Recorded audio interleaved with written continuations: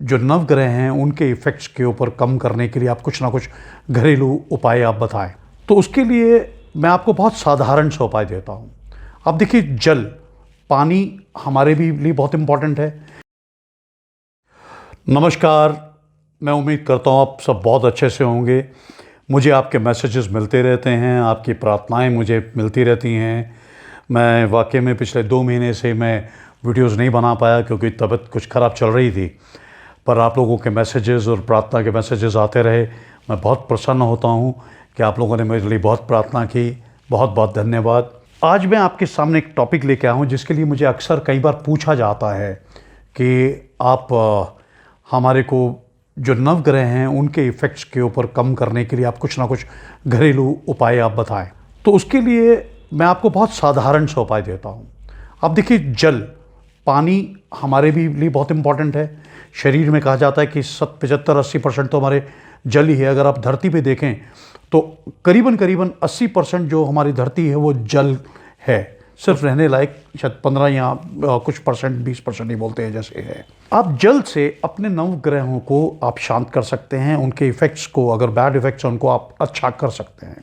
पहला, जैसे सूर्यदेव हैं, सूर्यदेव के अच्छे इफ़ेक्ट्स के लिए अपनी कुंडली में आप सूर्य को सुबह जल दें, रोज़ सुबह दें।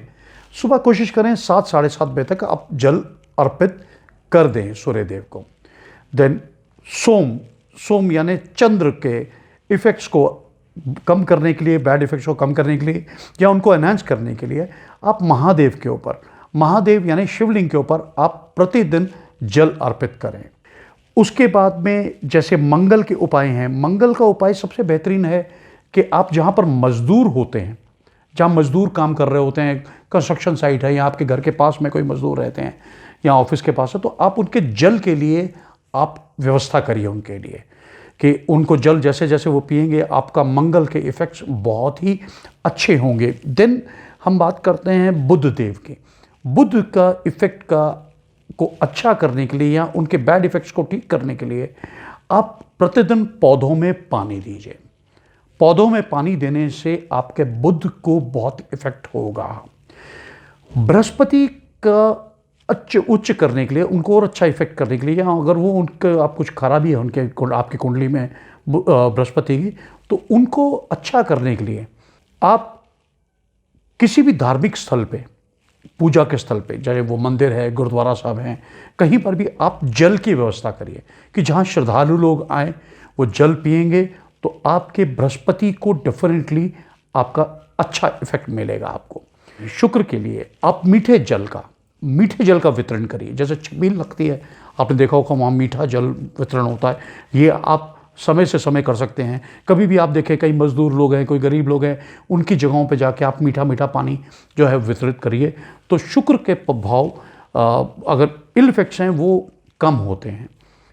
शनिदेव के लिए बहुत ही कारगर एक उपाय आपको बताता हूँ कि कोई वृद्ध आश्रम है, जैसे ओल्ड एज होम है, आप ओल्ड एज होम में अगर आप जाकर पानी की व्यवस्था कराएं, जैसे वहाँ पर आप वाटर कूलर लगा दें, आरओ वाटर लगा दें, कोई साफ टैंकी, उनके पास टैंक जो वाटर टैंक होता है वो लगा दें, तो उससे आपको बहुत अच्छा फल मिलेगा। एक तो बुज़ुर्गों का आपको आशीर्वाद मिलेगा और शनिदेव अपने बुज़ुर्गों की सेवा से बहुत प्रसन्न होते हैं।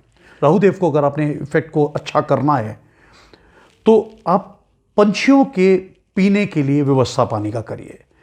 कोशिश करिए, लेकिन छत पे ना रखें, कहीं आपका दूसरा कोई बाउंड्री वॉल हो या कोई ऐसी जगह हो या घर से बाहर कहीं है ऐसी जगह थोड़ा सा ऊंचा जहाँ पंछियों के आप पानी की पीने का व्यवस्था करें। हम नॉर्मली छत पे मना करते हैं क्योंकि छत पे फिर आके वो बीट वगैरह करते हैं, उसका इल इफेक्ट भी हो सकता है, पर आप कहीं भी पंछियों के पानी का आप पीने का इंतज़ाम करें तो उससे राहु का इफेक्ट अगर बुरा है तो बहुत इफेक्ट कम हो जाएगा, और अगर कम इफेक्ट मिल रहा है तो अच्छा होने के लिए, अच्छा इफेक्ट मिलने के लिए आपको ये फ़ायदेमंद है।